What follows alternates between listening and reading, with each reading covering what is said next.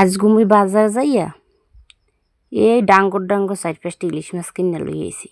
যদিও বড় মাছ পাই নাই, সরু সরু জাটকাই কিনে আনছি। আইনে মুই মোর পছন্দ মতো একটু রান্না করছি।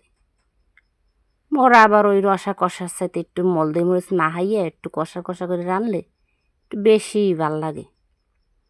আর মোর ঘরের হগুলি হ্যাঁ পছন্দও করে। তাই হেই লেগিয়া একটু মাছটারে ভালো করে মাইকে জুইকে আর কি সুন্দর কষাইয়া একটু হালকা ভাজা ভাজা করে রাঁধছি। সেই স্বাদ লাগছে, একসের ভাল লাগছে খাইতে। আর ইলিশ মাছের স্বাদের তো শেষ নেই, হ্যাঁ তো আর কওয়ার কিছুই নাই। আমরা তো সবাই জানি ইলিশ মাছের ঘেরানো ভাত খাওয়ান যায়।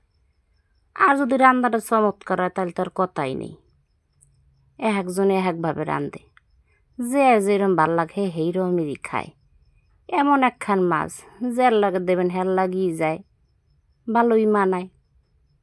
বিশেষ করে যদি সাথে কোনো তরকারি দেওয়ান যায়, হ্যাঁ তো হুইঙ্গে হুইঙ্গেও ভাত খাওয়ান যায়।